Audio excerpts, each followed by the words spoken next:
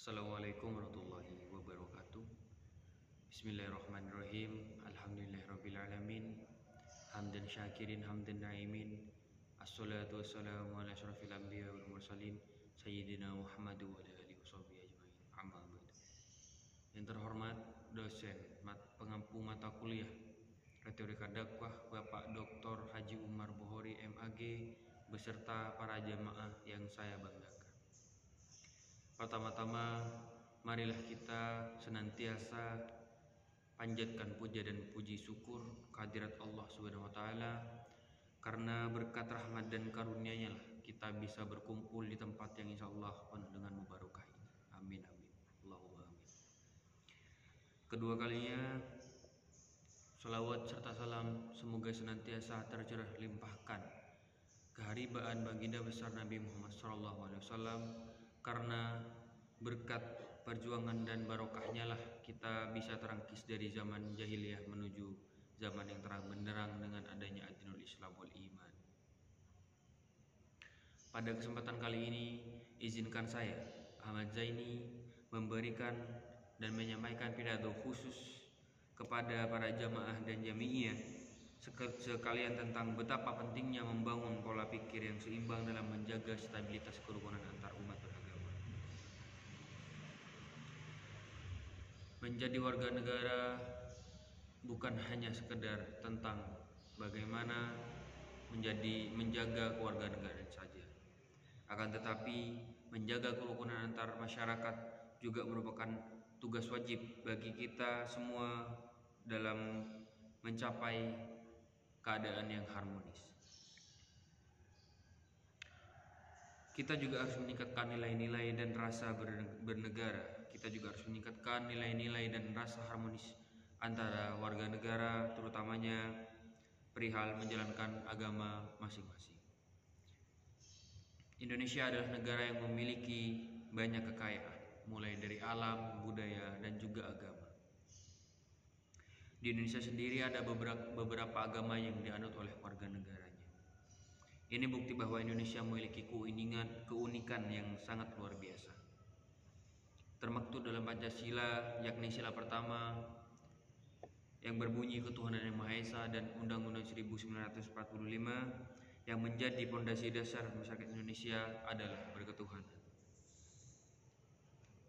Yang bisa kita kutip bahwasanya rakyat Indonesia haruslah memiliki keyakinan dan mempunyai agama dalam menjalankan tugasnya sebagai warga negara yang baik. Maka dari itu, untuk menjadi warga negara yang baik, kita harus mempunyai keyakinan secara spiritual dan juga menjaga kestabilan dalam ibadahnya. Dan tidak lupa juga dalam tatanan sosial kita bersinggungan langsung dengan saudara kita yang mempunyai keyakinan yang berbeda.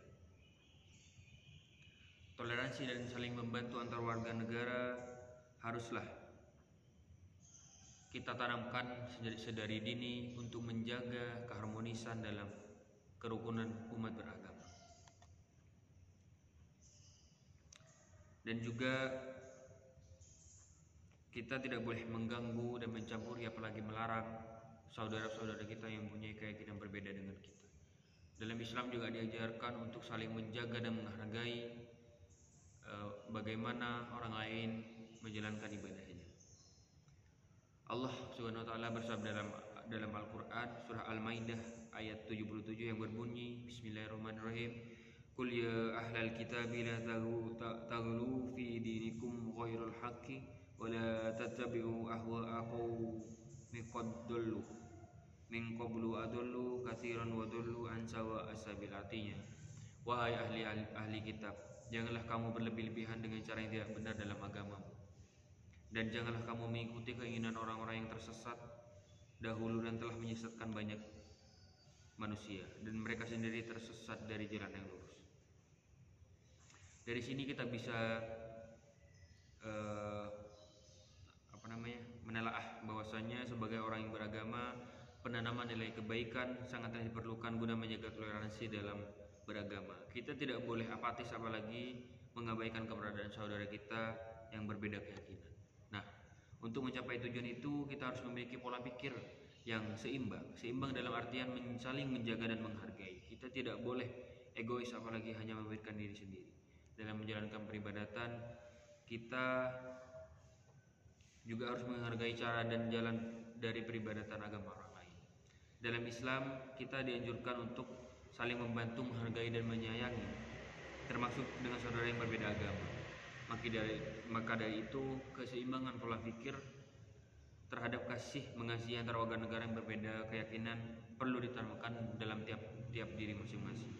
Apabila kita punya pola pikir yang seimbang seperti itu, maka keharmonisan dan kerukunan antar umat beragama akan tercipta, dan kita merasakan kedamaian dalam menjalankan kehidupan sehari-hari dalam beribadah.